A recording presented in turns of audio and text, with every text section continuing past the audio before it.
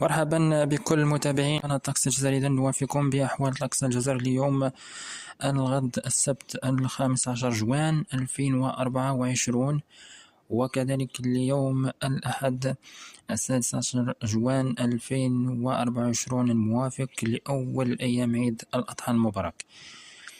إذا خلال يوم الغد راح نتوقع لأجواء غائمة كلنا على كل المناطق الشمالية، مع احتمال لبعض الزخات الرعدية يعني المتفرقة على المناطق الغربية ثم الوسطى، راح تكون بدون فاعلية.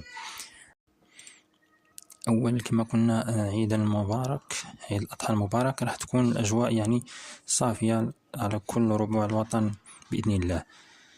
إذا في النهاية نقول لكم صحة عيدكم، يبقى العلم لله وحده، والسلام عليكم ورحمة الله وبركاته.